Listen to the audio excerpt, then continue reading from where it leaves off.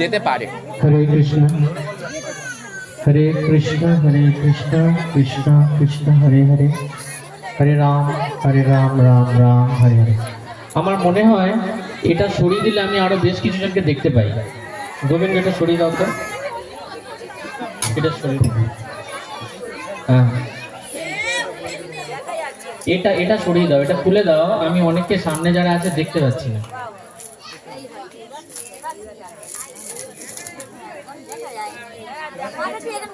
এবার বেশ কিছু জনকে দেখতে পাচ্ছি। আরে না, দেখতে পেলে আমার ঠিক ভালো লাগে না।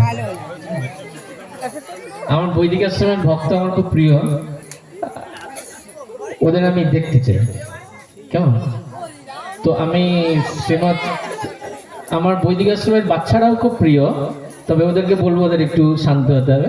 হ্যাঁ, বড় বাচ্চা সবাই শান্তভাবে শ্রীমৎ ভাগবতম পাঠ শ্রবণ করবে, কেমন? সবাই তো? তো আমাদের এই শ্রীমৎ ভাগবত অনুষ্ঠান শুরু করতে হয়তো একটু বিলম্ব হয়েছে, তবে বিলম্বের কারণটাও অনেক পজিটিভ, কারণ আমাদের এই সার্টিফিকেট দেওয়াটাও বিশেষ দরকার ছিল।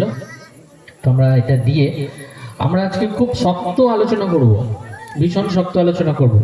তো সেই শক্ত আলোচনাকে হৃদয়ঙ্গম করার জন্য কিন্তু খুব ভালো করে মন দিয়ে শ্রবণ করতে হবে, কেমন? একদম যেন কোনো কথা না হয়। আর request everyone that make your silence, ফোনটা সাইলেন্স করুন অথবা সুইচ অফ, এনিওয়ান মোড। তো যতক্ষণ শ্রীমৎ ভাগবত পাঠ হবে ততক্ষণ কোনো কথা যেন না হয়। বাচ্চারা তোমরা যা কথা বলার এখন বলে নাও। তো আমি যখন কথা বলবো তখন তোমরা কিন্তু একটু ভালো করে শ্রবণ করবে, কেমন? হরি বল, হরে কৃষ্ণ। মহারাজ বসে আছেন এখানে, মহারাজ দেখছেন আমি যদি ভালো মন্দ কিছু বলি, কিছু করি, সেটা ঠিক হবে না। তো মহারাজের কৃপা নিয়ে মহারাজকে প্রণাম করে, ভক্তি পুরুষোত্তম স্বামী মহারাজ আমার গুরু, এই আশ্রমের গুরু, এই আশ্রমের পথ প্রদর্শক, ওনাকে প্রণাম করে আমি শ্রীমদ্ ভাগবতের কথা শুরু করছি। হরে কৃষ্ণ। সবাই কেমন আছেন? তো দামোদর মাস উপলক্ষে দীপদান অনুষ্ঠানে উপস্থিত সমবেত ভক্তবৃন্দকে বৈদিক আশ্রমের পক্ষ থেকে আমার সশ্রদ্ধ ধন্যবাদ প্রণাম। বৈদিক আশ্রম একটি পারমার্থিক শিক্ষা প্রতিষ্ঠান, যেখানে সুপরিকল্পিতভাবে শাস্ত্র অধ্যয়নের মাধ্যমে ছোট ছোট বাচ্চাদের নৈতিক শিক্ষা, চরিত্র গঠন করা হয়।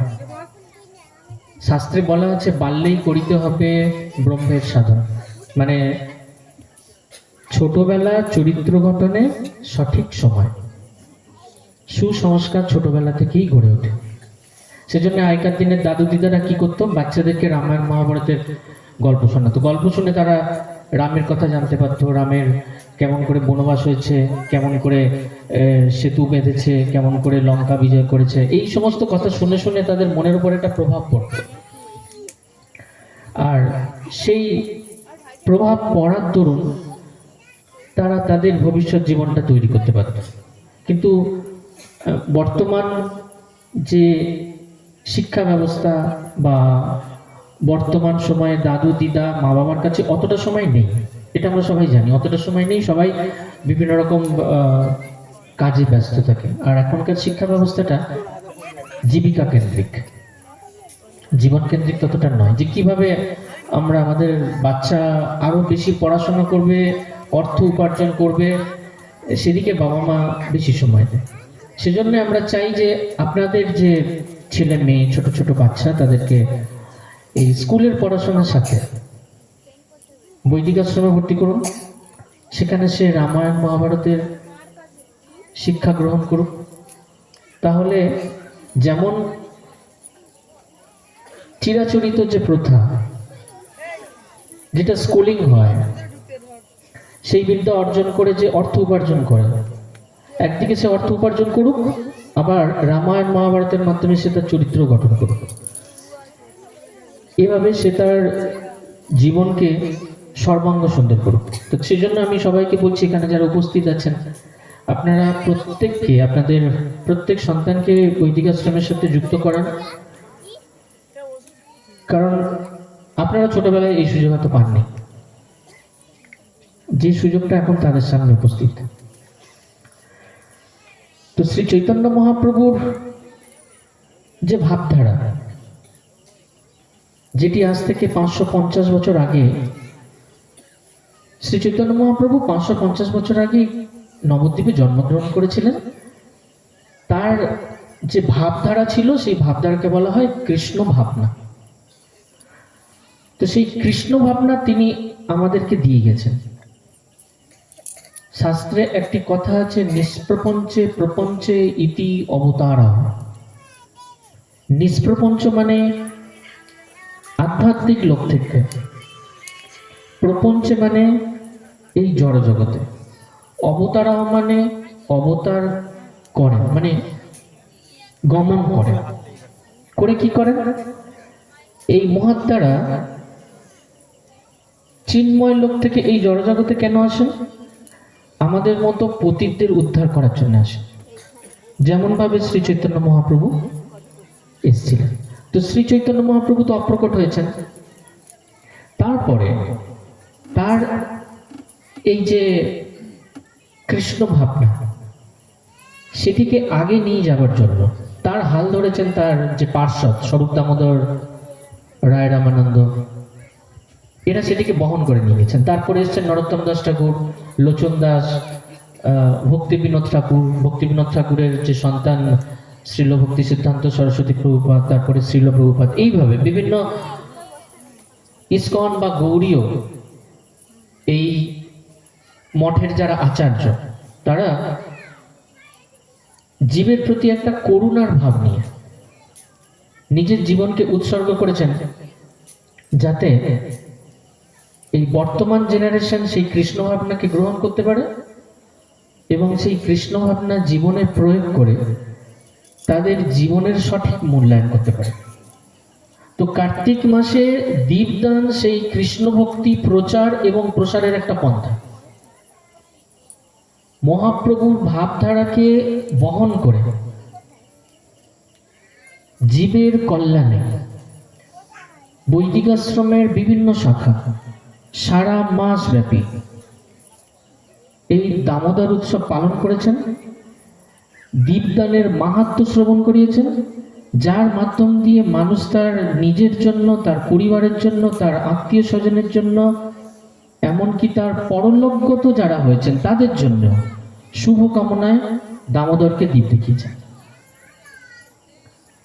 তো এই দামোদর মাসের দীপদান, শ্রীমদ্ ভাগবত পাঠ, শ্রীমদ্ ভাগবত শ্রবণ, হরিনাম, নাম সংকীর্তন, তীর্থ ভ্রমণ, তীর্থে বাস, এই সমস্ত আরেকটি উদ্দেশ্য আছে, আরেকটি লক্ষ্য আছে।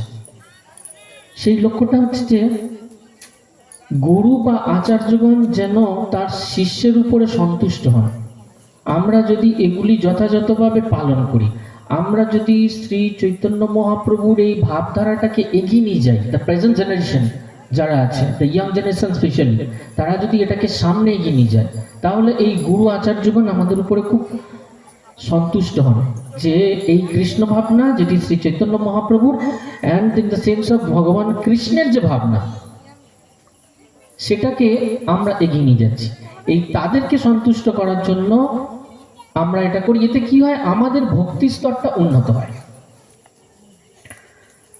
তো ভগবান কৃষ্ণের অভিলাষ হচ্ছে এই বদ্ধ জীবকে ভগবত ভক্তির অনুশীলনের মাধ্যমে তাদের চেতনাকে শুদ্ধ করিয়ে আবার ভগবত ধামে ফিরিয়ে নিয়ে আসে। ভগবান কৃষ্ণের ইচ্ছে কি? আমরা যারা বদ্ধ জীব, তাদেরকে ভগবত ভক্তি অনুশীলনের মাধ্যমে শুদ্ধ করে নিয়ে আসা। কিন্তু আমরা তো পৃথিবীতে জন্মগ্রহণ করেছি, আমাদের কিছু কামনা আছে, আমাদের কিছু বাসনা আছে। তো আমরা যারা জন্মগ্রহণ করেছি সেই কামনা বাসনাটা পূরণ করার জন্য কি করি? বিভিন্ন দেবদেবীর পুজো করি, এবং এই দেবদেবীর পুজো করার জন্য কর্মকাণ্ডের সাহায্য নিতে হয়, জ্ঞানকাণ্ডের সাহায্য নিতে হয়। এবং এই কর্মকাণ্ড জ্ঞানকাণ্ডের সাহায্য নেওয়ার জন্য আমরা যদি সরস্বতীর পুজো সবাই করি, সরস্বতীর কাছে আমরা বিদ্যা চাই, লক্ষ্মী দেবীর কাছে আমরা ধন সম্পদ চাই, আরো মা দুর্গা, মা কালী, বিভিন্ন দেবদেবীর আমরা পুজো করি এবং তারা আমাদের দেনও সেটা।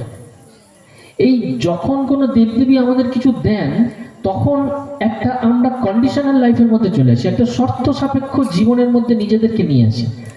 একটা গিভ অ্যান্ড টেক পলিসি হয়ে যায় যে আমি তোমাকে পুজো করছি, তার বিনিময়ে তুমি আমাকে চাকরি দিচ্ছ বা আমার সন্তানের বিবাহ দিচ্ছ, আমার আর্থিক উন্নতি করছো। এইভাবে সে একটা এমন একটা জীবনে চলে যায় যে সে এই জন্ম মৃত্যু জরা ব্যাধির চক্র থেকে বাইরে আসতে পারে না।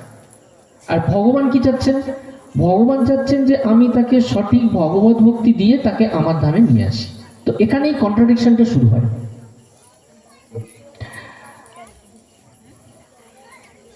তো যখন এটা হয় তখন মানুষ কি হয় না, সেই পুনরপি জনমম পুনরপি মরণম পুনরপি জননী জঠরে শয়নম, বারবার সেই মাতৃগর্ভে মধ্যে তারা চলে যায়। তো এখন উপায় কি এখান থেকে বেরিয়ে আসে? আমার মনে হয় যেটা আমি বলছি সেটা সবাই বুঝতে পারছেন। আমরা যদি মনে করি বারবার জন্মগ্রহণ করব, তাহলে এটা ঠিক আছে। কিন্তু যদি মনে করি যে স্থানে গেলে আর এই জন্ম মৃত্যু জরাব্যাধি নেই, যেখানে গেলে বাবা মাকে হারানোর কষ্ট নেই, যেটা চিরস্থায়ী বন্দোবস্ত, ভগবান যদি সেখানে নিয়ে যেতে হয়, ভগবত ধামে নিয়ে যেতে হয়, তাহলে উপায় কি? কিভাবে? তো সেজন্য একটা উপায় বলছে যে ভগবান কৃষ্ণ 5000 বছর আগে যখন এসেছিলেন, তিনি বলেছিলেন যে তোমরা এসব কিছু করো না। তিনি একটা ভগবত গীতাতে বলেছিলেন, একটা শ্লোক আছে যে সর্বধর্ম পরিত্যাজ্য মামেকম শরণম ব্রজ, তোমরা এসব কিছু করো না, সব ধর্ম ত্যাগ করে আমার শরণাগতি নাও।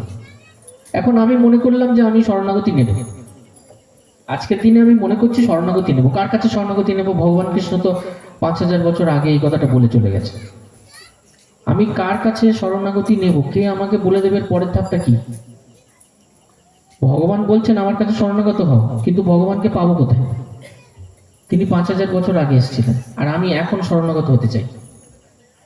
যদি আমি শ্রী চৈতন্য মহাপ্রভুর কাছে শরণাগত হতে চাই, তিনিও 500 বছর আগে এসেছিলেন, তিনি এখন নেই। তাহলে কে আমাকে বুঝিয়ে দেবে পরের পর ধাপটা কি? তো নানা শাস্ত্র বিচার করে দেখা গেছে যে এমন পরিস্থিতিতে ভগবান যদি বদ্ধ জীবকে উদ্ধার করতে চায়, তাহলে তার ভক্তের উপরে নির্ভর করতে হয়। এমন পরিস্থিতিতে যদি কাউকে উদ্ধার করতে হয়, তাহলে তাকে ভক্তের উপরে নির্ভর করতে হয়। একটা বদ্ধ জীব যখন ভক্তের সান্নিধ্যে আসে, তখন সে কর্মকাণ্ড আর জ্ঞানকাণ্ডটা কি বুঝতে পারে। যেমন আপনারা বৈদিক আশ্রমে এসে বুঝতে পেরেছেন যে এই পূজা পাঠ আর ভক্তির মধ্যে পার্থক্য কি। আমি গত বছর ক্লাসে বলেছিলাম যে যখন পূজা হয় তখন বিভিন্ন সমিত দেওয়া হয় যজ্ঞের আগুনে। এই যজ্ঞের আগুনে সমিত দেওয়াটা হচ্ছে ধর্ম, আর আমার অহংকারটা ভগবানের চরণে দেওয়াটা হচ্ছে ভগবত ভক্তি। তাহলে আমি যজ্ঞের আগুনে সমিত দেব না আমার অহংকারটাকে ভগবানের চরণে দেব? এটা মানুষকে বুঝতে হবে। যদি আমরা এই কন্ডিশনাল লাইফ চাই, তাহলে আমরা যেমন খুশি তেমন ভাবে চলব। তো সেজন্য এই সাধু সঙ্গ দরকার। এই জড়জগৎ থেকে উদ্ধার হওয়ার যেটি একমাত্র উপায়। সাধু সঙ্গ সর্বশাস্ত্রে কয়, লাভে মাত্র সাধু সঙ্গ সর্বশাস্ত্রে হয়। তো এই সাধু সঙ্গ বা ভক্ত সঙ্গ যাতে মানুষ পেতে পারে, সেই ভাবধারা নিয়ে এই আশ্রম গঠিত। এই বৈদিক আশ্রম মানে হচ্ছে ভক্ত সঙ্গ, বৈদিক আশ্রম মানে হচ্ছে সাধু সঙ্গ, বৈদিক আশ্রম মানে হচ্ছে সুপরিকল্পিত শাস্ত্র অধ্যয়ন, আর বৈদিক আশ্রম মানে হচ্ছে যে সুরক্ষিত আধ্যাত্মিক জীবন। তো বৈদিক আশ্রমের মূল 3টি উদ্দেশ্য আছে, যেটা আমি শুনছিলাম তোমাদের বারবার করে এখানে রিপিট করা হচ্ছিল যখন এরা কীর্তন করছিল বা নাচ করছিল, যে বৈদিক আশ্রমের এই উদ্দেশ্য এখানে আছে। তো আজকের আমরা বৈদিক আশ্রমের প্রথম উদ্দেশ্য পরম সত্যের যে অনুসন্ধান, সেটা নিয়ে আমরা আলোচনা করব। আমি বলেছিলাম শুরুতে যে খুব টাফ আলোচনা হবে, কিন্তু আমি চেষ্টা করব তোমাদেরকে সহজ করে বলার জন্য। তোমরা শুধু শান্তভাবে শ্রবণ করো, বাকি দায়িত্ব আমার আর মহারাজের। তো আমরা একটু মহারাজের চরণ বন্দনা করে নেব, একটু গুরু বন্দনা করে নেব, সংক্ষেপে করে নিয়ে আমরা বৈদিক আশ্রমের প্রথম উদ্দেশ্য পরম সত্যের অনুসন্ধান, সেটা নিয়ে আমরা আজকে বিচার বিশ্লেষণ করব, কিভাবে আমরা পরম সত্যকে জানতে পারি। কেমন? আর সবার কাছে অনুরোধ করব, যারা এখানে ভলেন্টিয়ার আছে তারা যেন সবাইকে খুব সাইলেন্স রাখে। তো মঙ্গলাচরণ করো। তোমরা সবাই আমার পিছে পিছে করবে।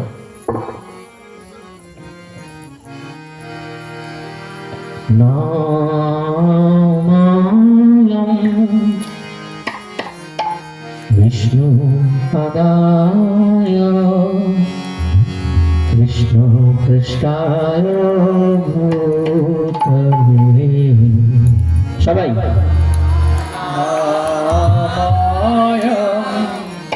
विष्णु पादाय कृष्ण पृष्ठाय भूतले। विष्णु पादाय कृष्ण पृष्ठाय भूतले। नामाय विष्णु पादाय कृष्ण पृष्ठाय भूतले। श्रीमते भक्ति वेदांत स्वामिनी नामिने।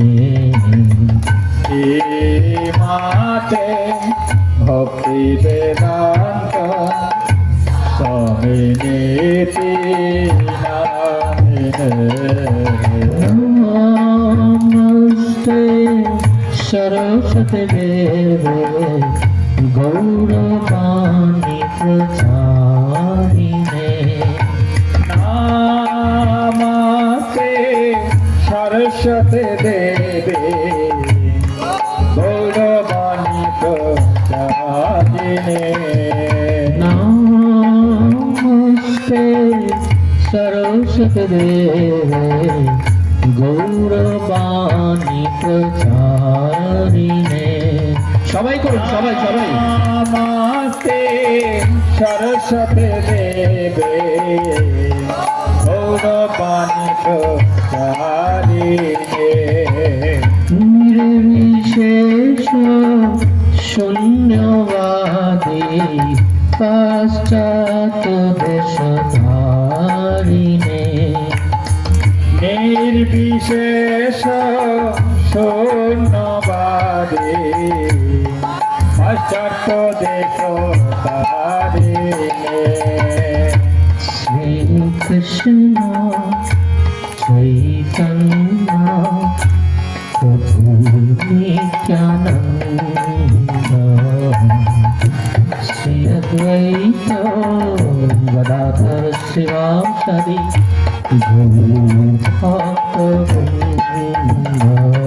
जय श्री कृष्ण चैतन्य प्रभु नित्यानंद श्री अद्वैत गदाधर शिवासादि गौर भक्त वृंद।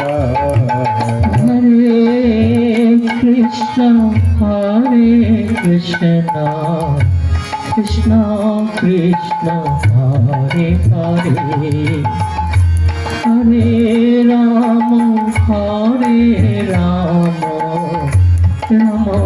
राम हरे हरे। हरे कृष्ण कृष्ण कृष्ण हरे हरे हरे राम राम राम हरे हरे। हरे कृष्ण कृष्ण कृष्ण हरे हरे हरे राम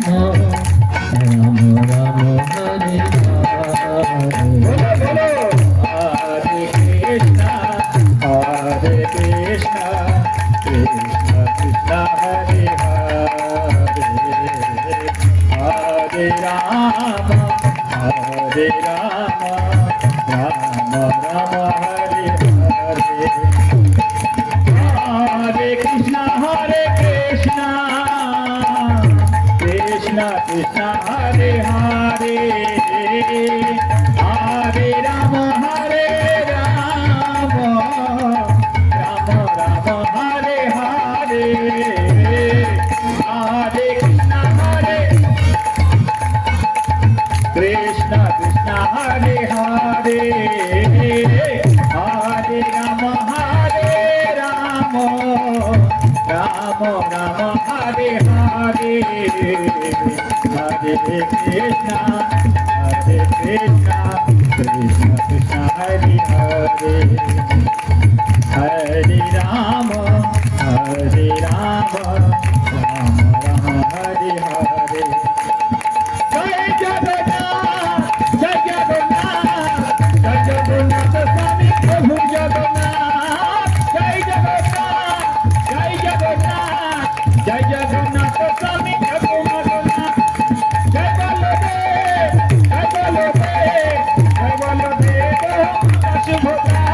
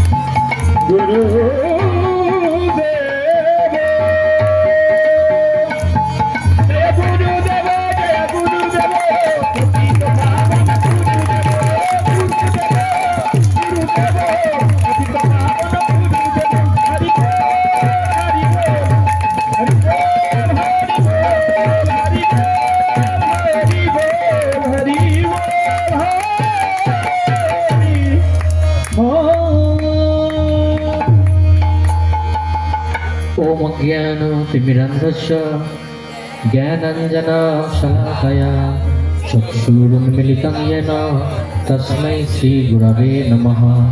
श्रीचैतन्यमनोभीष्टं स्थापितं येन भूतले स्वयं रूप कदमहं ददाति च पदन्तिकं। वन्दे अहं श्रीगुरौ श्रीयुतपदकमलं श्रीगुरून् वैष्णवांश्च श्रीरूपं सद्व्रजातं सहगण रघुनाथान्वितं तं सजीवं साद्वैतं सावधूतं परिजनसहितं कृष्णचैतन्यदेवं श्रीराधाकृष्णपादान् सहगण ललिता श्रीविशाखान्वितांश्च नीलाचलनिवासाय नित्याय परमात्मने बलभद्र सुभद्राः जगन्नाथाय ते नमो नमः। वृन्दाय तुलसीदेव्यै प्रियाय केशवस्य च विष्णुभक्तिपदे देवी सत्यवत्यै नमो नमः। वंशाकल्पतरुभ्यश्च कृपासिन्धुभ्यैव च पतितानां पावनेभ्यो वैष्णवेभ्यो नमो नमः। नमो महावदन्नाय कृष्णप्रेमोपदायते कृष्णाय कृष्णचैतन्य नाम्ने गौरतिसे नमः।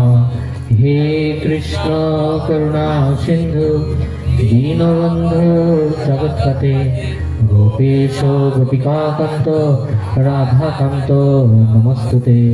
तप्तकाञ्चन गौराङ्गी राधे वृन्दावनेश्वरी वृषभानुसुते देवी प्रणमामि हरिप्रिये।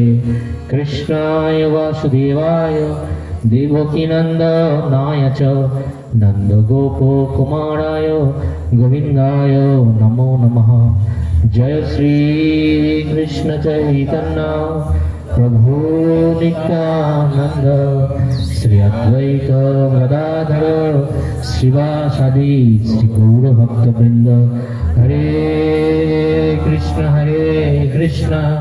कृष्ण कृष्ण हरे हरे, हरे राम राम राम हरे हरे। ओम नमो भगवते वासुदेवाय, भगवते वासुदेवाय। ओम नमो भगवते वासुदेवाय, ओम नमो भगवते वासुदेवाय।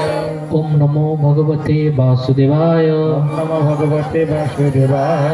ओम नारायणं नमस्कृतं नमस्कृतं नरं चैव नरोत्तमं नरं चैव नरोत्तमं देवीं सरस्वतीं व्यासं देवीं सरस्वती वैष्णव ततः जयो मुदीरये। जय मुदीरये। नष्टप्रायेषु अभद्रेषु नष्टप्रायेषु अभद्रेषु नित्यं भगवत सेवया नित्यं भगवत सेवाय। भगवतीर उत्तम श्लोके भगवते उत्तम श्लोके भक्तिर्भवति नैष्टिकी। भक्तिर्भवति नश्यते। मुखं करोति वाचलं करति वाचनं पङ्गुर्लङ्घयते गिरिं गिरिं यत्कृपां तमहं वन्दे मध्ये परमानन्द माधवम्। परमानंद माधव श्रीगुणदिनतारिण दीनता श्रीचैतन्य ईश्वरम्। चैतन्य ईश्वर। हरे कृष्ण कृष्ण कृष्ण हरे हरे, कृष्ण हरे हरे हरे राम राम हरे राम राम हरे हरे। हरे हरे। मारुततुल्य वेगं जितेन्द्रियं बुद्धिमतं वरिष्ठं वानरयुतमुख्यं सिंहरामदूत शरणं प्रपद्ये। हरे कृष्ण। আজকের ভাগবত প্রসঙ্গ বৈদিক আশ্রমের প্রথম উদ্দেশ্য পরম সত্যের অনুসন্ধান। মৈত্রেয়ী নামে এক ঋষি ছিলেন। ভগবান কৃষ্ণ এই পরম সত্যের জ্ঞান মৈত্রেয়ী ঋষিকে দিয়েছিলেন, দিয়ে বললেন এই জ্ঞান তুমি মানুষের কল্যাণে প্রচার প্রসার করো। মৈত্রেয়ী কি করলেন? সেই জ্ঞান প্রথম বিদুরকে দেন। বিদুর মানে হস্তিনাপুরের রাজসভায় যিনি ছিলেন বিদুর, তাকে দেন, যেটি মৈত্রেয়ী বিদুর সংবাদ নামে খ্যাত। ভগবান কৃষ্ণ কপিল হয়ে জন্ম নিয়েছিলেন একবার, নিয়ে তিনি তার মাতা দেবহূতিকে এই পরম সত্যের জ্ঞান দিয়েছিলেন। ভালো করে শ্রবণ করবেন, শুরুটা ভালো করে শুনলে পরে ধরতে সুবিধা হবে। প্রথমে বললাম যে পরম সত্যের জ্ঞান ভগবান কৃষ্ণ মৈত্রেয়ীকে দিয়েছিলেন, দিয়ে বললেন তুমি প্রচার প্রসার করো। মৈত্রেয়ী ফার্স্ট দিলেন বিদুরকে। এবার নেক্সট, ভগবান কৃষ্ণ কপিল হয়ে জন্মগ্রহণ করেছিলেন, করে এই জ্ঞান দিলেন মাতা দেবহূতিকে। আবার স্বয়ং কৃষ্ণ মৈত্রেয়ীকে বললেন আমি কপিল হয়ে জন্মগ্রহণ করে দেবহূতিকে যে জ্ঞান দিয়েছিলাম, আমি কপিল হয়ে জন্মগ্রহণ করে যে জ্ঞান দেবহূতিকে দিয়েছিলাম, সেই জ্ঞান তুমি আমার কাছ থেকে শ্রবণ করো আর মানুষের কল্যাণে প্রসার করো। তাহলে কপিল জন্ম নিয়েছিলেন সত্য যুগে, মৈত্রেয়ী দাপর যুগে। তো এই ঋষি মৈত্রেয়ী বিদুরকে দিয়েছিলেন এই জ্ঞানটা কখন? দাপরে। তো ভগবান কৃষ্ণ প্রথম এই পরম সত্যের জ্ঞান কাকে দিয়েছিলেন? কপিল হয়ে মাতা দেবহূতিকে। আবার ভগবান কৃষ্ণ দাপরে মৈত্রেয়ীকে সেটা দিয়েছিলেন, বললেন আমি যেটা মাকে দিয়েছিলাম সত্যযুগে সেটা এখন তোমাকে দিচ্ছি, তুমি প্রচার করো। এ পর্যন্ত পরিষ্কার? আলোচনার বিষয় যখন পরম সত্য নিরূপণ হয়,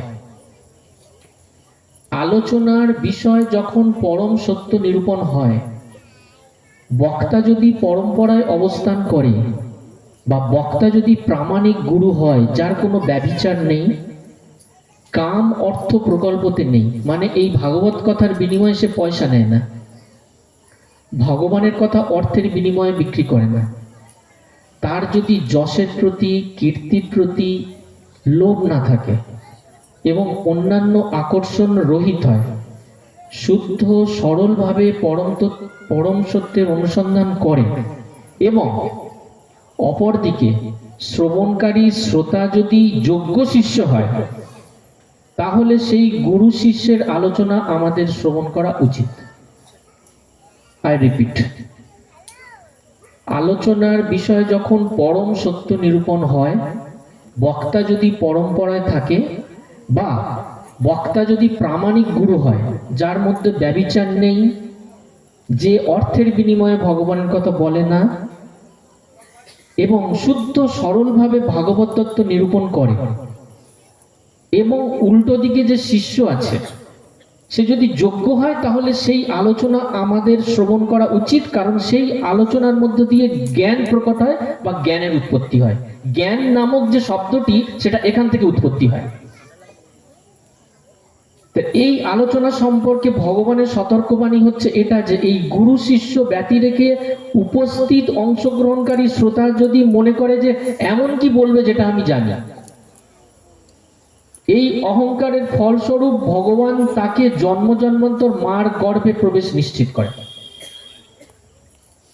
যদি সে মনে করে যে কি আলোচনা হবে আমি জানি, তাহলে তার জন্ম জন্মান্তরের মার গর্ভ নিশ্চিত।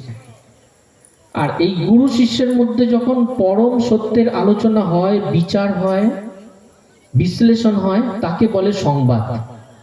যেমন ভগবদ গীতার আরেক নাম কৃষ্ণ অর্জুন সংবাদ। এমন প্রসঙ্গ আলোচনা হবে যেখান থেকে ভগবত তত্ত্ব সৃষ্টি হবে। তো মৈত্রেয়ী ঋষি বললেন, মানুষকে পরম সত্য সম্পর্কে জানতে হলে শ্রীমদ্ ভাগবতমের শিক্ষা নিতে হবে। গীতা যেখানে শেষ হয়, শ্রীমদ্ ভাগবত সেখানে শুরু হয়। গীতা কোথায় শেষ হয়? তোমরা আমার সাথে কথা বলবে, গীতা কোথায় শুরু হয় বলো, কে বলতে পারবে? গীতা কোথায় শুরু হয়? মন্মনা ভব মদ্ভক্ত মজ্জাজিমাং নমস্কুরু। The main points the Gita, গীতাকে তিনটা ভাগে ভাগ করা হয়: কর্মকাণ্ড, ভক্তি আর জ্ঞান। তো তিনটির মধ্যে প্রথম যে অধ্যায়, তার the substance মন্মনাভব মদভক্ত মজ্জাজিমাং নমস্কুরু, ভগবত গীতা শুরু হচ্ছে এখান থেকে। ভগবত গীতা শেষ হচ্ছে সর্বধর্ম পরিত্যাজ্য মামেকং শরণং ব্রজ। এটি শেষ হয়ে গেল, এবার ভাগবতম শুরু হচ্ছে। ভাগবতম শুরু হচ্ছে ধর্ম প্রজ্জিত কৈতব। কৈতব মানে কি? কৈতব মানে জুয়া বা ছলনা, আর ধর্ম প্রজ্জিত কৈতব মানে ধর্ম এক প্রকার ছলনা। এইটা দিয়ে শ্রীমদ্ ভাগবত শুরু হচ্ছে। ধর্ম নামে পৃথিবীতে আছে যত চল, ভাগবতে কহে তাহা পরিপূর্ণ ছল। তাহলে ভাগবত এই সমস্ত ধর্ম মানে না। আমি বললাম না যে পুজোর সময় সমীর দেওয়াটা ধর্ম, আর নিজের অহংকারকে ভগবানের চরণে অর্পণ করাটা ভক্তি। তো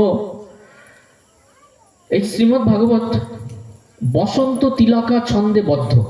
প্রত্যেকের একটা ছন্দ হয় না, পয়ার ছন্দ, যেমন মধুসূদন দত্তের যে কবিতাগুলো আছে ওর একটা ছন্দ আছে। কি দাদা? তো এই শ্রীমদ্ ভাগবতম যে ছন্দে লেখা হয়েছে সেটাকে বলা হয় বসন্ত তিলকা ছন্দ। প্রতি ছন্দের আলাদা নিয়ম, আলাদা তার বিরাম পদ্ধতি, মানে কোথায় থামতে হবে, তার জ্যোতি ভিন্ন, অক্ষর ভিন্ন। এমন নয় যে কিছু শ্লোককে সংঘবদ্ধ করে একটা গ্রন্থ রচনা করে দেওয়া হয়েছে। ভাগবতের প্রত্যেক শ্লোক অমৃত প্রদান করতে সক্ষম। কবিরাজ গোস্বামী বলেন ভাগবতের প্রত্যেক শ্লোক নয়, ভাগবতের প্রত্যেক অক্ষর অমৃত প্রদান করতে সক্ষম। প্রতি শ্লোকে প্রতি অক্ষরে নানা অর্থ কয়, কৃষ্ণতুল্য ভাগবত বিভূ সর্বাশ্রয়। তবে এই ভাগবত সবার কাছে প্রকাশ করে না, ভাগবত সবার কাছে প্রকাশ হয় না, কারণ যারা ধর্ম নিয়ে রয়েছে, যাদের মধ্যে ধর্ম রয়েছে, ভাগবত সেখানে প্রবেশ করতে চায় না। নায়ামাত্তা প্রবচন লভ্য, তারা যতই শুনুক না কেন, ন মেধয়া না বহু না শ্রুতে ন, সে অনেক বড় পণ্ডিত হতে পারে, তার অনেক জ্ঞান থাকতে পারে, কিন্তু সে অনেক ভাগবত শ্রবণও করতে পারে, কিন্তু পরম তত্ত্ব সম্বন্ধে সে জানতে পারবে না। তো এই গ্রন্থ ভাগবত কেবলমাত্র ব্যক্তি ভাগবতের কাছে নিজেকে প্রকাশ করে, কারণ এই ভাগবত আচার্যদের পরম্পরাগত সম্পত্তি। এই যে গুরু আচার্যদের পরম্পরাগত সম্পত্তি হচ্ছে শ্রী ভাগবত, সবার কাছে সেজন্য ভাগবত প্রকাশ করে না। নয়াম প্রবচন লভ্য, ন বহু না শ্রুতে ন মেধায়। তো ভাগবত অমল পুরাণম যদ বৈষ্ণবং প্রিয়। যদি বলা হয় তুমি কতটা বৈষ্ণব হয়েছ, সেটা তিলকের উপর নির্ভর করবে না। কিসের উপর নির্ভর করবে? আমি যতটা ভাগবতকে ভালোবাসতে পেরেছি ততটা বৈষ্ণব আমি। শাস্ত্র বলে যতক্ষণ না তুমি ভাগবতকে ভালোবাসতে পারবে ততক্ষণ তোমার রাধা কৃষ্ণ পুজো করার অধিকার নেই, ততক্ষণ তুমি গৌর নিতাই পুজো করবে। যতক্ষণ তুমি ভাগবতকে ভালোবাসতে না পারবে ততক্ষণ তুমি রাধা কৃষ্ণকে পুজো করতে পারবে না, তুমি নিত্যানন্দ গৌরাঙ্গকেই পুজো করবে।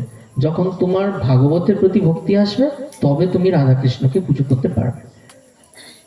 তো পূর্বে এই ভাগবত কথা গ্রাম্য কথাই হতো না। যখন আমি বলছি আপনাদেরকে একটু বিস্তার করে করে বলছি বা ভেঙে ভেঙে বলছি, যেমন বোঝানো বুঝতে যাতে সুবিধে হয়। আগে কিন্তু এমন হতো না। আগে তো মানুষ অনেক বেশি ট্যালেন্ট ছিল, তার মধ্যে অনেক জ্ঞান ছিল, সেজন্য শ্লোকের মাধ্যমে কথা হতো। ভাগবত কথা ছিল উত্তম শ্লোক বন্দিত, মানে উত্তম শ্লোকের দ্বারা গুরু শিষ্যের আলোচনা করা হতো, শ্লোকের মাধ্যমে হতো। যেমন কৃষ্ণ বলছেন অকীর্তি অস্বর্গ লাভ হইবে তোমার, চিচি বন্ধু ছাড়ো এই অযোগ্য আচার। ভগবান কৃষ্ণ কাউকে শ্লোকের মাধ্যমে বলছেন, আমাদের শ্লোক দিয়ে উত্তর দিচ্ছে। মধুসূদন কি আজ্ঞা করো তুমি মোরে, ভীষ্ম দ্রোণ গুরুজন তাহে মারিবারে। এইভাবে হতো, মানে উত্তম শ্লোক বন্দিত। আর এখন আলোচনাটা কি হচ্ছে, এখন এই জড়জাগতিক কিছু প্রসঙ্গ নিয়ে আসতে হয় এই ভাগবতের কথাটা আমাদের যে বুদ্ধির সীমাবদ্ধতার জন্য, যাতে আমরা ভালো করে বুঝতে পারি। শ্রী চৈতন্য মহাপ্রভু বিষ্ণুপ্রিয়ার একটা কথা আছে, রতিশুক সারে গতমবি সারে মদন মনোহর বেশম নাকুরু নিতম্বিনী গমন বিলম্বন মনুসুরত অত্রিতৈশম। আর বিষ্ণুপ্রিয়া বলছে ধীর সমীরে যমুনা তীরে বসতি বনমান মালি। এই যে প্রত্যুত্তর দেওয়ার পলিসি, আগে এরকম শ্লোক বলতে উত্তম শ্লোক বন্দিত ছিল যখন এরকম বিশেষ বিশেষ জিনিস আলোচনা হতো। কিন্তু কলির জীব স্বল্প মেধা সম্পন্ন, সেই জন্য ভাগবতের শ্লোককে সহজ করে ব্যাখ্যা করা শুরু হয়, আর এখান থেকেই সমস্যা তৈরি। ভাগবতের শ্লোককে সহজ করে ব্যাখ্যা করতে গিয়ে যেটা তৈরি হয় সেটা হচ্ছে বাচস্খলন। বাচস্খলন একটা বদ্ধজীবের লক্ষণ, কারণ এই জড়জগতে মানুষ ভ্রম প্রমাদ বিপ্রলিপ্সা আমরা পড়েছি না, স্বার্থে করোনাপটক এর অধীন, মানে একটা বলতে গেলে আরেকটা কথা তার সাথে চলে আসে, মানে ভুল করার প্রবণতাটা চলে আসে। কিন্তু শ্রীমদ্ ভাগবতম অনেক উন্নত, এখানে কোনো ভুল করা চলবে না।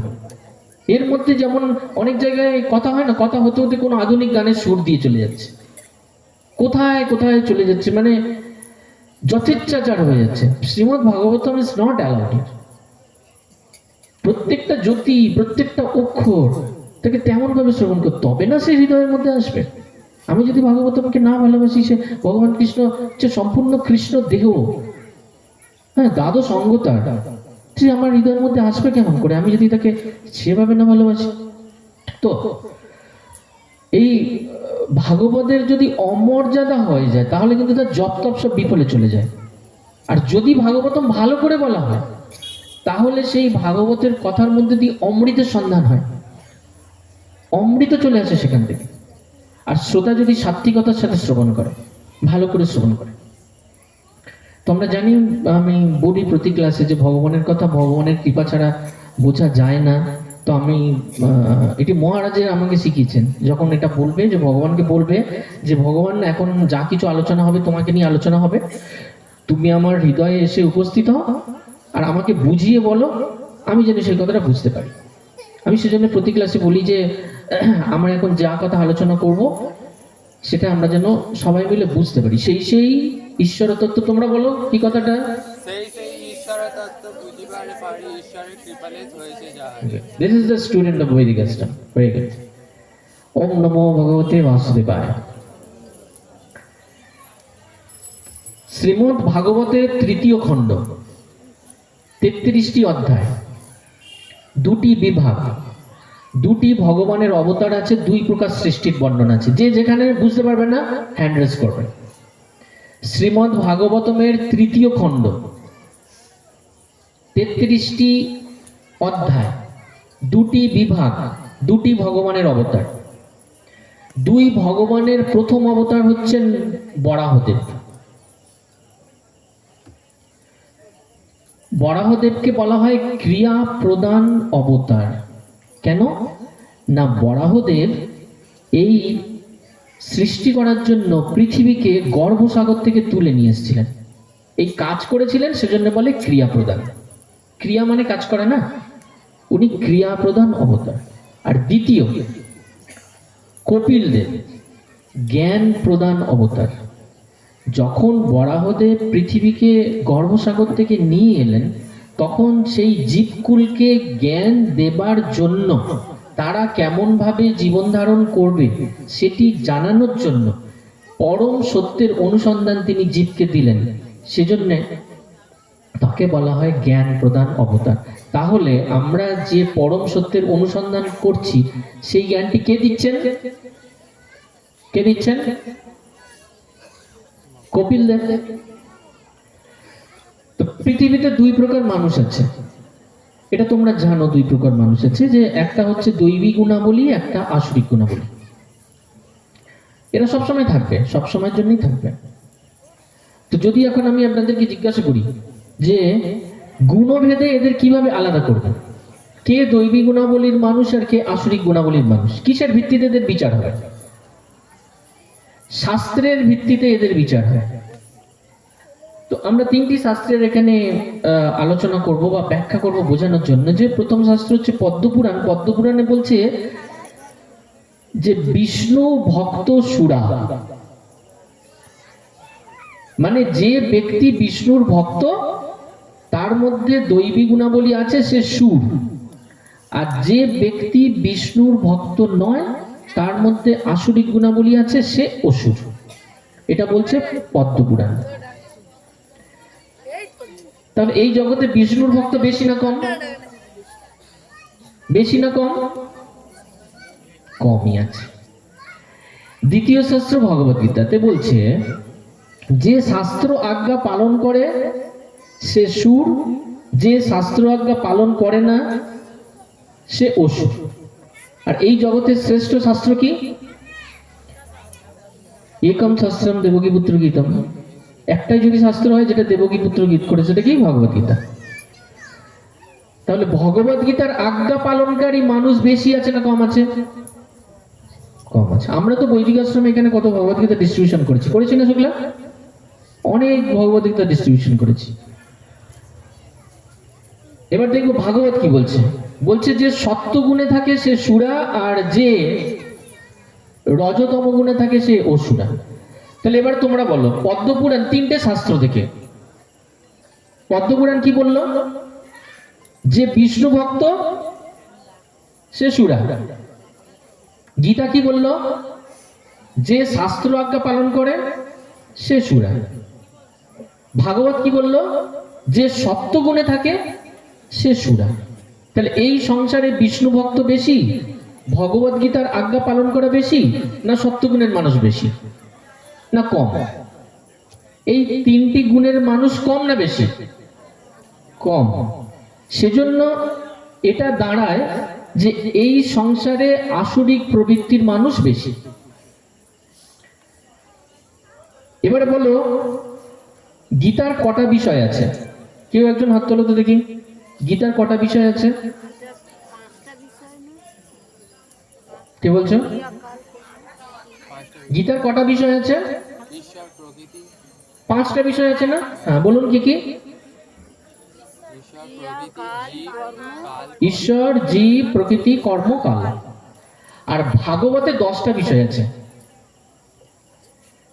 প্রথম বিষয়কে বলে স্বর্গ, দ্বিতীয় বিষয়কে বলে বিসর্গ, তারপরে আছে স্থান, পোষণ ইত্যাদি ইত্যাদি, 10টা বিষয় রয়েছে। তাহলে ভাগবতে কটা বিষয় আছে? 10টা। প্রথম বিষয় কি? স্বর্গ। দ্বিতীয় বিষয় বিসর্গ। স্বর্গ হচ্ছে বিষ্ণুর সৃষ্টি। আমরা কিন্তু পরম সত্যের অনুসন্ধানের দিকে স্টেপ বাই স্টেপ যাচ্ছি, তোমরা ভালো করে শ্রবণ করবেন সাইলেন্সলি। স্বর্গ বিষ্ণুর সৃষ্টি। ভগবান যখন সৃষ্টি করেন তাকে বলে স্বর্গ। ব্রহ্মা যখন সৃষ্টি করেন তাকে বলে বিসর্গ। ক্লিয়ার? এই ভগবান মানে এই বিষ্ণু যখন সৃষ্টি করেন তিনি কিছু উপাদান দিয়ে সৃষ্টি করেন। যে উপাদানগুলো দিয়ে তিনি স্বর্গ সৃষ্টি করেন তাকে বলে উপাদান কারণ। আর ব্রহ্মা যা দিয়ে সৃষ্টি করেন তাকে বলে নিমিত্ত কারণ।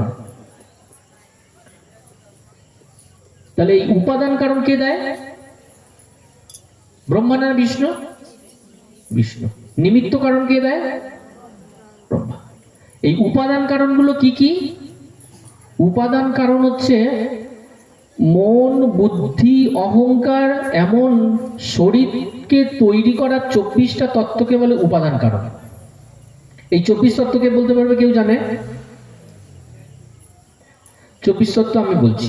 পঞ্চ জ্ঞানেন্দ্রিয় 5টা, 5টা কর্মেন্দ্রিয়, পঞ্চভূত, পঞ্চ তন্মাত্রা, আর মন, চিত্ত, বুদ্ধি, অহংকার। এই হচ্ছে 24টা তত্ত্ব। এবারে এই 24 তত্ত্বকে দিল বিষ্ণু দিল।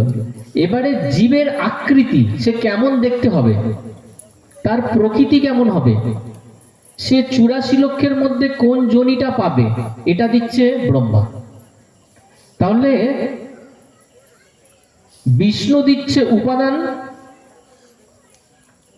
আর ব্রহ্মা দিচ্ছে নিমিত্ত কারণ। মানে বিষ্ণু এই উপাদান কারণগুলো দিচ্ছে। সহজ করে বলতে গেলে আমি তোমাদের বুঝিয়ে বলছি। ধরো এই দামোদর উৎসব বা জন্মাষ্টমীতে কোন ভক্ত চাল দিল, ডাল দিল, আটা দিল, ময়দা দিল,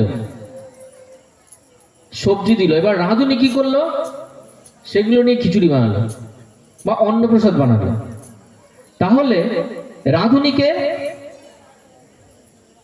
রাঁধুনি হচ্ছে ব্রহ্মা, আর যে চাল, ডাল, আটা, ময়দা, সবজি এই 24টা উপাদান দিয়েছে তারা হচ্ছে সব বিষ্ণু। বোঝা গেছে? তাহলে স্বর্গ আর বিসর্গের পরিভাষা হচ্ছে এটি। এবারে সৃষ্টি শুরু হচ্ছে। ভগবান বিষ্ণু এই 24টা উপাদান দিল। এবারে ব্রহ্মা দিল কি? আকৃতি, প্রকৃতি, যোনি, এগুলো ব্রহ্মা দিল। এবার সৃষ্টি কেমন করে হচ্ছে? সৃষ্টির দায়িত্ব কার? ব্রহ্মা। ব্রহ্মার শরীরে মনের ভাগ বেশি, জলের ভাগ কম। যেমন মানুষের শরীরে জলের ভাগ বেশি, 70% জল থাকে, সেজন্য ডিহাইড্রেশন হয়ে গেলে তাকে স্যালাইন চালাতে হয়। আর ব্রহ্মার শরীরে মনের ভাগ বেশি। ব্রহ্মা কি করলেন?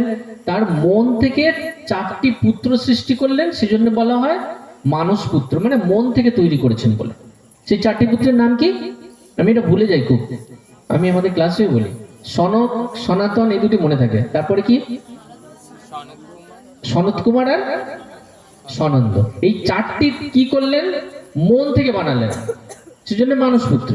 4 পুত্রকে বানিয়ে বললেন যে এবার আমার পুত্র তোমরা সৃষ্টি শুরু করো, আমি তোমাদের এই উপাদানগুলো দিচ্ছি, কে কোন আকৃতি পাবে, কে কেমন তার ফিগার হবে, ফর্সা কালো বেটে লম্বা, তোমরা তৈরি করো।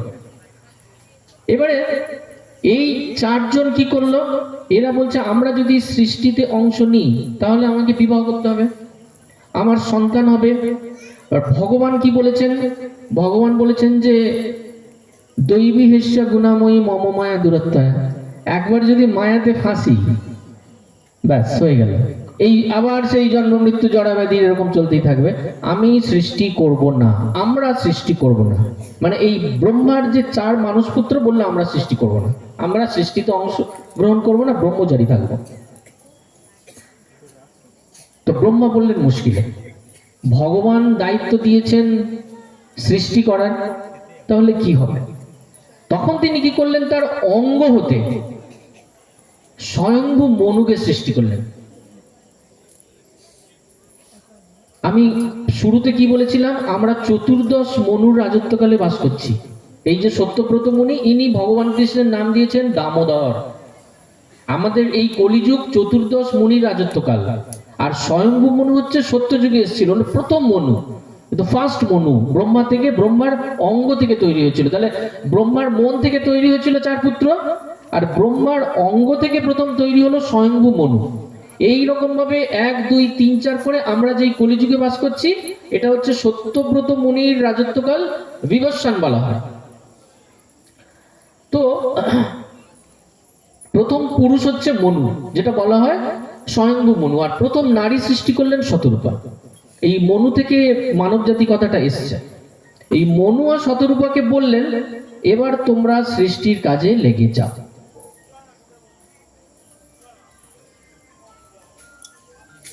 মনু কি ভাবছে, তাহলে ব্রহ্মার অঙ্গ থেকে যে দুই পুত্র, এক পুত্র এক কন্যা সৃষ্টি হলো, কি নাম তার? স্বয়ংভু মনু আর শতরূপা। এবার শতরূপা ভাবছে মনু তো আমার ভাই, আমরা এক পিতার সন্তান, আমরা একে অপরের সাথে শারীরিক মিলন কিভাবে করব? মনের মধ্যে এই ভাবনাটা তার এসছে। মনু শতরূপার সাথে দৈহিক মিলনের জন্য এগিয়ে আসছে। শতরূপা খুব লজ্জাবোধ করছে, একটা বিব্রত হয়েছিলেন যে আমরা এক পিতার দেহ থেকে উদ্ভূত হয়েছি, সেই সূত্রে আমরা ভাই বোন, কিন্তু মনু আমার সাথে দৈহিক মিলনের চেষ্টায় আমার দিকে আসছে।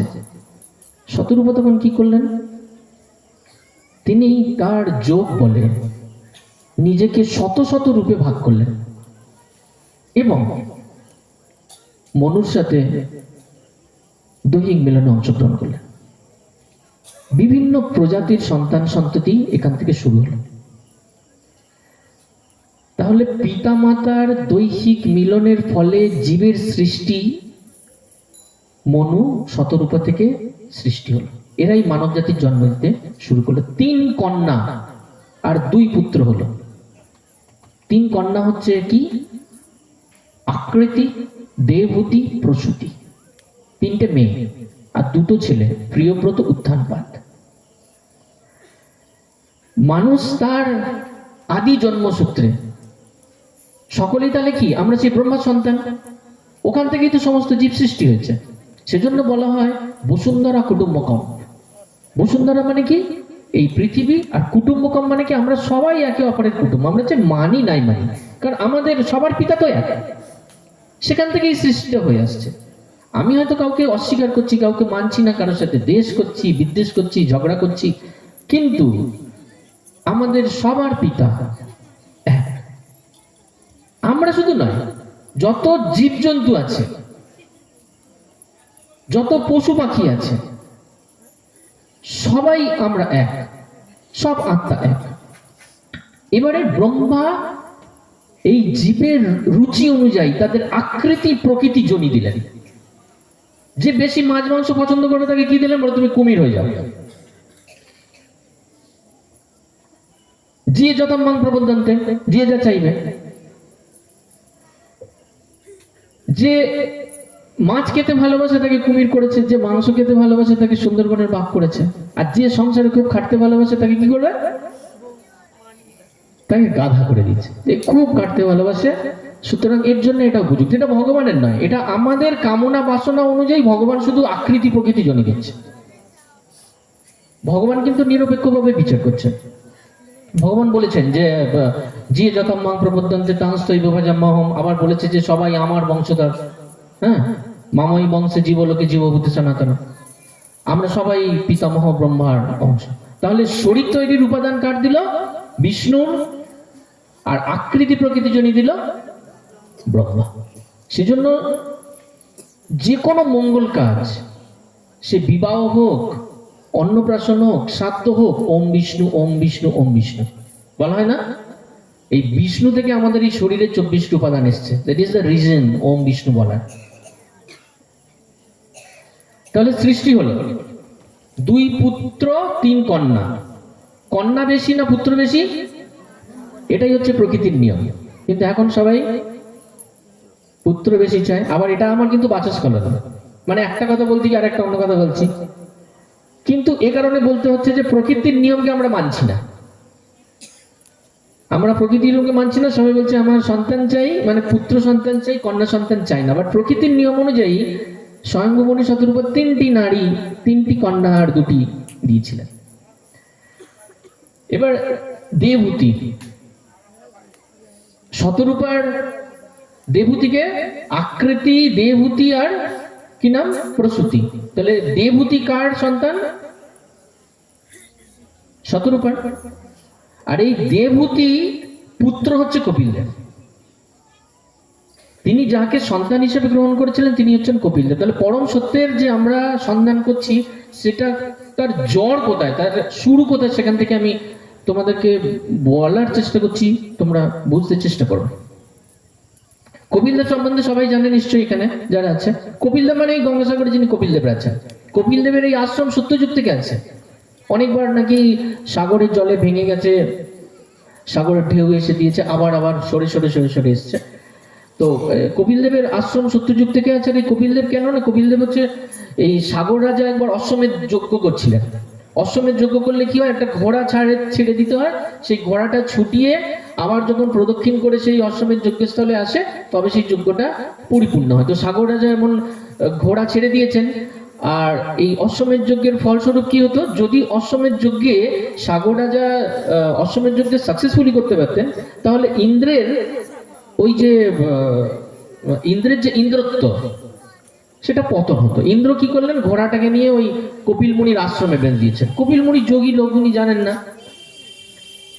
সাগর রাজা দেখছেন ঘোড়া কেন আসেনি, তিনি তার 60,000 পুত্রকে বলেছেন, যাও তোমরা গিয়ে সার্চ করো কোথায় আছে।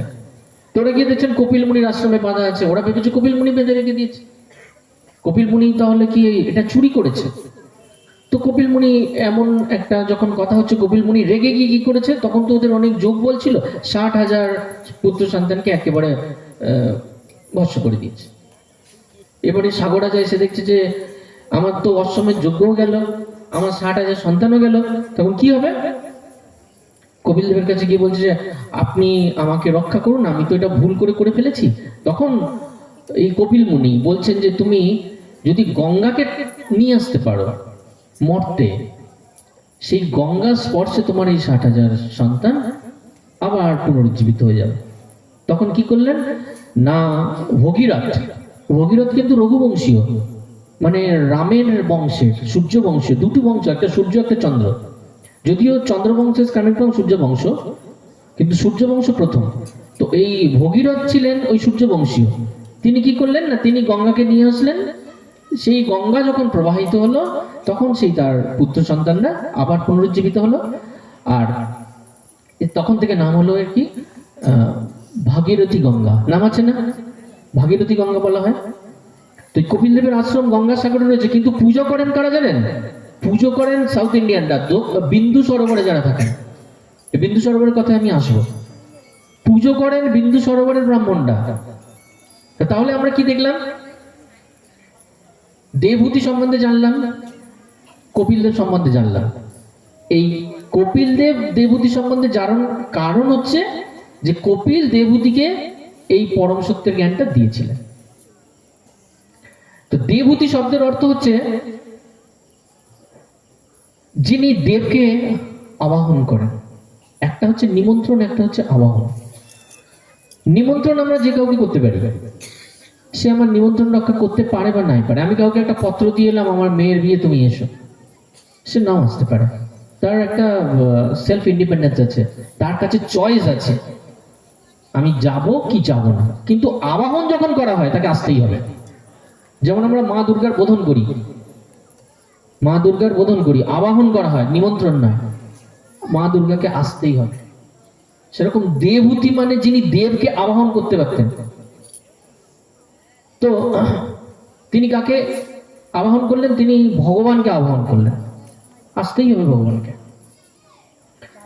আবাহন করে কি বলছেন? যে তুমি আমার পুত্ররূপে জন্ম নাও।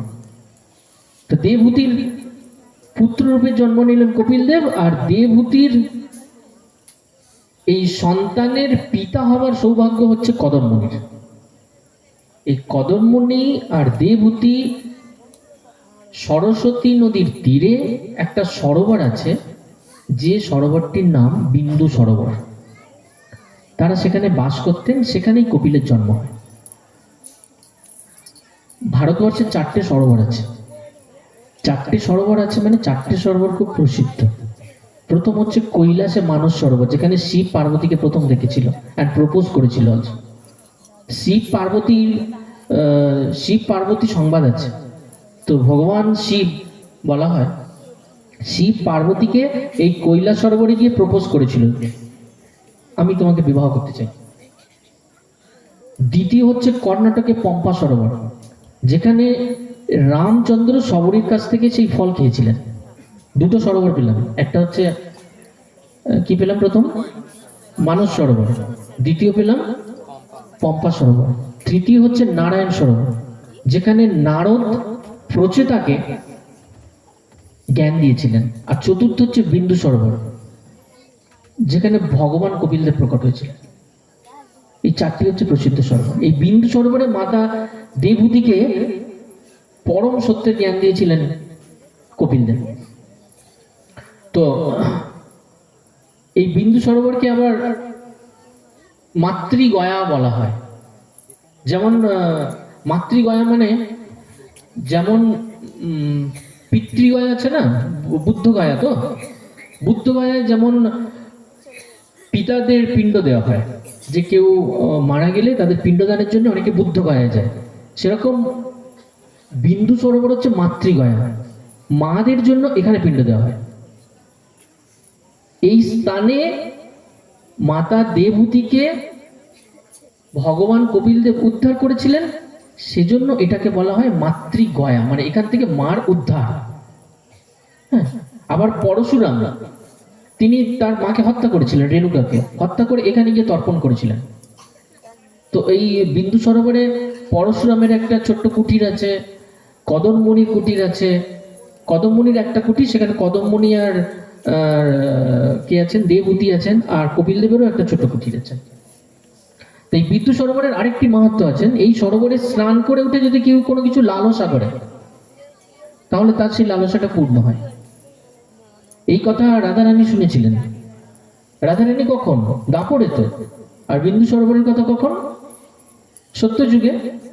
তো রাধারানী যখন শুনেছেন এই বিন্দু সরোবরের মাহাত্ম্য, তখন তিনি, রাধারানী কার দর্শন চায়? কৃষ্ণের দর্শন চায়। কৃষ্ণ তখন দ্বারকায় চলে গেছে। হ্যাঁ, তখন তিনি ভাবলেন আমি বিন্দু সরোবরে যাব, স্নান করব, আর কি লালসা করব? যদি লোভ লালসা করতে হয়, কিসের করতে হয়? আমি বলেছিলাম ক্লাসে 2য় মার্জনে, কে বলবে? যদি লোভ করতে হয়, লালসা করতে হয়, কিসের লোভ করতে হয়?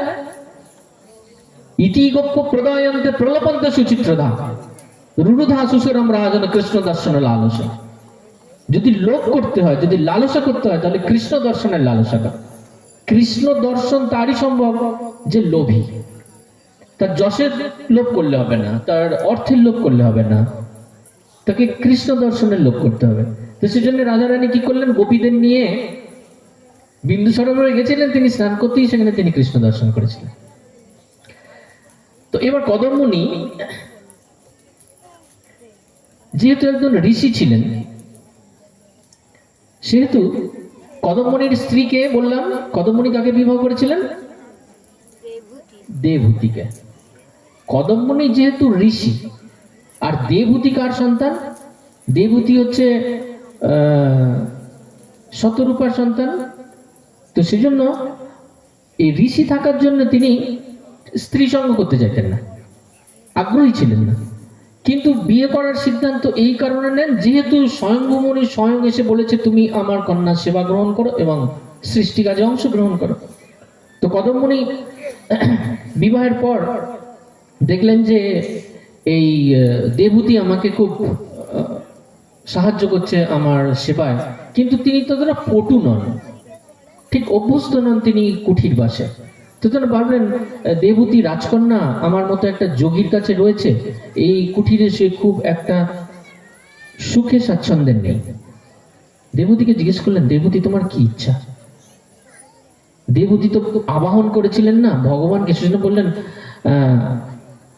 আমি সন্তান চাই, আপনি আমার সন্তানের পিতা হন। তো কদম্বনী সংসারে মন দিলেন। দেবহূতির আর কদম্বের 9টি কন্যা সন্তান হলো। এই 9টি কন্যা সন্তান ছিল পদ্মগন্ধা এবং খুব শারীরিক সৌন্দর্য বিশিষ্ট। অত্রির মুনি অনুসুয়া, রামচন্দ্র যাকে আমরা পেয়েছিলাম, অত্রির মুনি অনুসুয়া, বশিষ্ঠের পত্নী অরুন্ধতী, এরা সব দেবহূতির কন্যা। এদের থেকে বড় বড় বংশ চলেছিল। এখান থেকে গোত্র আসে, এই যে সান্ডিল্য, কাশ্যপ, ভরদ্বাজ, এখান থেকে গোত্র শুরু হয়েছে। এই যা সমস্ত গোত্র আমাদের বিভিন্ন বলা হয়, এই দেবহূতি কদম্বনীর যে কন্যা ছিল তাদের যে বিবাহ করেছিল সেখান থেকে গোত্রের উৎপত্তি। তো কদম্বনী দেবহূতিকে বললেন যে তোমার তো 9টা কন্যা সন্তান, এখন তুমি আমাকে সন্ন্যাস গ্রহণের অনুমতি দাও, আমি বনে গিয়ে ভজন করি, বনম গতম যা থরিয়াশ্রয়। দেবহূতিকে স্বামী বললেন যে আপনার দ্বারা তো আমার 9টা কন্যা সন্তান হয়েছে, এরা তো সবাই বিবাহের পরে চলে যাবে, আমার কি হবে? আমার একটা পুত্র সন্তান চাই।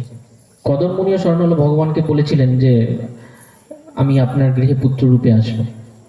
তখন কদম্বনী আর দেবহূতির গর্ভে এই কপিলদেব জন্মগ্রহণ করলেন। ব্রহ্মা এলেন, এই দেবহূতির 9 কন্যাকে তিনি বিবাহ দিলেন এবং তাদের স্বভাব অনুযায়ী বিবাহ দিলেন। মানে যে কন্যার যেমন স্বভাব তিনি তাদের স্বভাব অনুসারে ঋষিদের দ্বারা বিবাহ দিলেন। 2টি বার্তা দিলেন, বিবাহের সময় নারী পুরুষের গোত্র নয়, স্বভাব বিচার করতে হয়। কিন্তু এখন কি আছে, আমরা গোত্র বিচার করি না, সমগোত্রে বিবাহ হবে না, এমন আছে না কথা। ব্রহ্মা কি বললেন, গোত্র নয়, স্বভাব বিচার করতে হবে। দ্বিতীয় বললেন যে বাড়ির গুরুজনদের বিবাহের ব্যাপারে এগিয়ে আসতে হবে, ছেলে মেয়ে নিজে বিবাহ করলে হবে না। আমি দেখলাম, পছন্দ করলাম, বিবাহ করলাম, হবে না। যদি এমন হয় তাহলে সমাজে হিরণ্যকশিপু আসতে পারে। তো কপিলদেব জন্ম নিলেন। এবার কদম্বনী কি করছেন, পুত্ররূপী ভগবানকে প্রণাম করলেন। কদম্বনী পুত্ররূপী ভগবানকে প্রণাম করলেন, পরিক্রমা করলেন। যেমন বিশ্বামিত্র প্রণাম করেছে। গুরুকে সবসময় প্রণাম আর পরিক্রমা করতে হয়, পঞ্চ উপচারে পুজো করতে হয়, আমি সব ক্লাসে বলি। গুরুকে পঞ্চ উপচার, ধূপ, দীপ, গন্ধ, পুষ্প, নৈবেদ্য। একটা ধূপ দাও, একটা দীপ দাও, একটু চন্দন দাও, একটু পুষ্প দাও, একটা ফল দাও, এই পঞ্চ উপাচার। আর একবার পরিক্রমা করে নিতে হয়। পরিক্রমা করলে কি হয়, এই ত্রিভুবন পরিক্রমা করা হয়ে যায়। সেজন্য কদম্বনী কি করলেন, তার সন্তানকে পরিক্রমা করলেন। বিশ্বামিত্র মুনি রামকে পরিক্রমা করছেন যখন দশরথ বুঝতে পারছে না, দশরথ আমার ছেলেকে পরিক্রমা করছে কেন এত ছোট, কিন্তু বিশ্বামিত্র জানেন রাম কি। হ্যাঁ, তো কদম্বনী কপিলদেবকে পরিক্রমা করে দেবহূতিকে বললেন এবারে আমি সন্ন্যাসী যাই, তোমার 9টা সন্তান হয়েছে, কন্যা সন্তান, একটা পুত্র সন্তান হয়েছে। তো দেবহূতির অনুমতি নিয়ে কদম্বনী উত্তর দিশাতে গমন করলেন। এখন যদি আমি প্রশ্ন করি আপনাদেরকে সবাইকে, নিজের ঘরে ভগবান জন্ম নিয়েছেন আর তিনি তপস্যা করার উদ্দেশ্যে সেই গৃহ ত্যাগ করে চলে যাচ্ছেন, কেন? কি উদ্দেশ্য? নিজের ঘরে যে সন্তান ভগবান জন্ম নিয়েছেন আর তিনি গৃহত্যাগ করে এখান থেকে চলে যাচ্ছেন, কি শিক্ষা দিচ্ছেন? এক ভক্ত, সেই ভক্তের ইষ্ট রাধা মাধব, কোন এক ভক্ত, সেই ভক্তের ইষ্ট রাধা মাধব, সারা বছর সে রাধা মাধবের ভজন করে, আবার নৃসিংহ আবির্ভাবের সময় সে নৃসিংহ চতুর্দশী পালন করে, রামনবমীতে রাম ব্রত করে, গৌর পূর্ণিমাতে মহাপ্রভুরও ধ্যান করে, আবার বিভিন্ন অবতারেরও পুজো করে। সে কি অনন্য ভক্ত? সেই ভক্তের কত জন্ম লাগবে উদ্ধার হতে? সারা বছর রাধা কৃষ্ণের পুজো করে, নৃসিংহ চতুর্দশীতে নৃসিংহ ব্রত পালন করে, রামনবমীতে রাম ব্রত করে, গৌর পূর্ণিমার যে ফাস্টিং তার যে রুল সেগুলো পালন করে। সে অনন্য ভক্ত, ফার্স্ট কোশ্চেন। আর সেকেন্ড হচ্ছে তার কত জন্ম লাগবে এখান থেকে উদ্ধার হতে? কেউ আনসার করবে? এই জন্মে উদ্ধার হবে। তো এর উত্তর কি দিচ্ছেন? ভগবান কৃষ্ণ স্বয়ং দিচ্ছেন। তিনি একদিন দ্বারকাতে বসে আছেন, গরুরকে বলেছেন, গরুর তুমি এখন কিম পুরুষ বর্ষে যাও। কিম পুরুষ বর্ষ মানে সাকেত লোকে যাও, সেখানে গিয়ে হনুমানকে বলো আমি তাকে আহ্বান করছি। তো গরুর আদেশ পাওয়া মাত্রই সেই কিম পুরুষ বর্ষে গিয়েছে, গিয়ে হনুমানকে বলছে যে হনুমান, ভগবান শ্রী যাদবেন্দ্র তোমাকে এক্ষুনি দ্বারকায় বলেছে, এক্ষুনি তোমাকে দ্বারকায় যেতে বলেছে, তুমি আমার সাথে এসো। হনুমান হচ্ছে রামচন্দ্রের একনিষ্ঠ ভক্ত। হনুমান বিশ্রাম নিচ্ছিলেন তখন। হনুমান গরুরের কথা একবার শুনে আবার শুয়ে পড়েছে। গরুর খুব রেগে গেছেন, আমার প্রভুর আদেশ তুমি অবজ্ঞা করছো। জোর করে হনুমানকে যখন নিয়ে যেতে যাচ্ছে, হনুমান কি করেছে? হনুমান তাকে লেজ দিয়ে এমন করে বেঁধেছে, বেঁধে এমন করে দূরে ছুড়ে দিয়েছে, একদম তিনি দ্বারকাতে চলে এসেছেন। দ্বারকাতে এসে মূর্ছিত হয়ে গেছে। জ্ঞান ফিরলে ভগবান শ্রীকৃষ্ণ গরুকে বলছে তুমি আবার যাও, আবার সেই কিম পুরুষ বর্ষে যাও, গিয়ে হনুমানকে বলো ভগবান শ্রী রামচন্দ্র তোমাকে ডাকছে। গরুকে এই কথা বলে যদুপতি যাদবেন্দ্র কৃষ্ণ, শ্রী যাদবেন্দ্র কি করেছেন? নিজে রাম রূপ ধারণ করেছেন। বলরামকে বলেছেন তুমি লক্ষণ রূপ ধারণ করো। সত্যভামাকে বলেছে তুমি সীতা হও। সত্যভামা বলেছে আমি পারবো না। তখন রুক্মিণীকে ডেকেছে, রুক্মিণীকে বলছে তুমি সীতা হয়ে আমার কাছে বসো। এবার গরুর কিম পুরুষ বর্ষে গেছে, গিয়ে হনুমানকে বলছেন হনুমান, ভগবান রামচন্দ্র আপনাকে আহ্বান করেছেন। এই কথা শ্রবণ মাত্র হনুমান লাফিয়ে উঠেছে, লাফিয়ে উঠেই তৎক্ষণাৎ দ্বারকা চলে এসেছে রামচন্দ্রকে খুশি করার জন্য। এবার কৃষ্ণের ডাকে সাড়া না দিয়ে হনুমান কি অপরাধ করলেন? কৃষ্ণের ডাকে তিনি সাড়া দেননি, রামচন্দ্র ডাকলেন, লাফিয়ে চলে এলেন।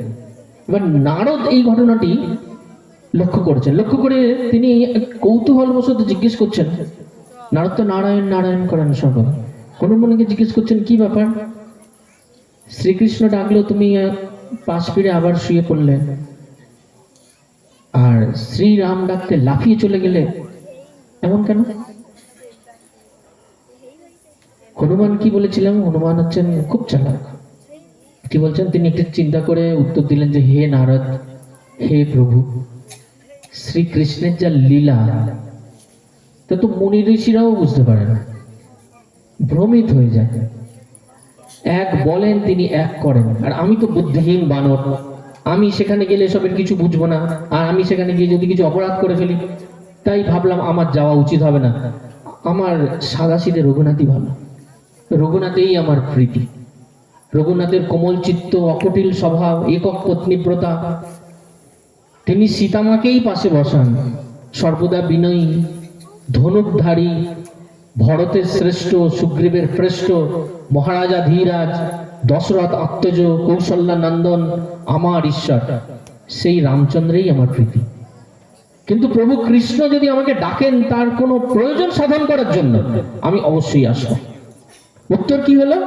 ভক্ত যদি মিশ্র ভক্তিতে অবস্থান করে তাহলে তার এক জন্মে উদ্ধার হবে না, একের অধিক লাগবে। কদমমণি ছিলেন অনন্য ভক্ত। তিনি কি করলেন? তিনি এই অনন্য ভক্তের গুণ হচ্ছেন তিনি যে রসে ভগবানকে ভালোবাসেন সেই রস পরিবর্তন করতে চান না। কদমমণি ভগবানকে দাস্য রসে ভালোবাসতেন।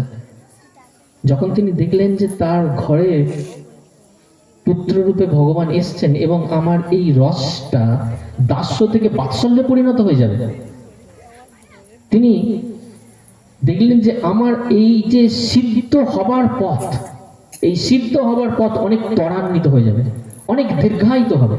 সেজন্য তিনি নিজ পুত্র ভগবান হওয়া সত্ত্বেও তিনি গৃহত্যাগ করলেন। কদমমণি তপস্যা করতে চলে গেলেন। এবার মাতা দেবহূতি এই পরম সত্যের জ্ঞান কপিল মুনির কাছে বা কপিল দেবের কাছে জানতে চাইছে। তো ভগবান কৃষ্ণ কুরুক্ষেত্রের যুদ্ধে অর্জুনকে যে জ্ঞান দিয়েছিলেন সেটি হচ্ছে ভগবদ গীতা। ভগবান কৃষ্ণ প্রভাস ক্ষেত্রে উদ্ধবকে যে জ্ঞান দিয়েছিলেন সেটা হচ্ছে উদ্ধব গীতা। আর ভগবান কপিল দেব এই বিন্দু সরোবরে মাতা দেবহূতিকে যে জ্ঞান দিয়েছিলেন সেটাকে বলা হয় কপিল গীতা। তো শ্রীমদ্ ভাগবতমের সবচাইতে বড় উপদেশ যেটি, সেটি শ্রীকৃষ্ণ উদ্ধবকে দিয়েছিলেন। আর শ্রীমদ্ ভাগবতের দ্বিতীয় বড় উপদেশ যেটি, সেটি হচ্ছে কপিল দেব এই তৃতীয় অধ্যায় দেবহূতিকে দিয়েছেন। তো কপিল দেব সত্যযুগের ভগবানের অবতার ছিলেন। এবার তিনি পরম সত্য সম্বন্ধে তার দিব্য জ্ঞান মাকে দেওয়া শুরু করলেন। মা প্রশ্ন করছেন, প্রথম প্রশ্ন করছেন ভগবান কপিল দেবকে, দিব্য জ্ঞান প্রাপ্তির উপায় কি? কপিল দেব বলছেন দিব্য জ্ঞান প্রাপ্তির দুটি উপায় আছে। প্রথম হচ্ছে সত্য জ্ঞান লাভ করা। দেবহূতি বলছেন সত্য জ্ঞান কিভাবে লাভ করা যায়? কপিল দেব বলছেন শাস্ত্র অধ্যয়ন করে এবং শাস্ত্র আজ্ঞা পালন করে সত্যগুণ লাভ করা যায়। দেবহূতি বলছেন কোন শাস্ত্র? একম শাস্ত্রম দেবকী পুত্র গীতা। কপিল দেব বলছেন ভগবদ গীতার কথা বললেন। এবার দেবহূতি বলছেন অধ্যয়নের রীতি কি? পরম্পরাগত ভাবে প্রামাণিক ভাগবত প্রতিনিধির দ্বারা শাস্ত্র অধ্যয়ন করলে দিব্য জ্ঞান হৃদয়ে প্রকাশিত হবে। দেবহূতি বলছেন এই তাহলে পরম সত্য বা দিব্য জ্ঞান লাভের প্রথম পন্থা হিসেবে কি বললেন? তাকে সত্যগুণের হতে হবে। এবারে দেবহূতি বলছেন তমগুণে কেন হবে না, রজগুণে কেন হবে না? কপিল দেব বলছেন রজগুণে এই কারণে হবে না যে রজগুণ থেকে কাম ক্রোধের উৎপত্তি হয়। কামেষু ক্রোধেষু রজগুণ সমদ্ভব। রাবণ পণ্ডিত ছিলেন। হ্যাঁ, রাবণ পণ্ডিত ছিলেন। রাবণও ব্রহ্মার নাতি। রাবণের কি ছিলেন না, তিনি অনেক জ্ঞানী ছিলেন।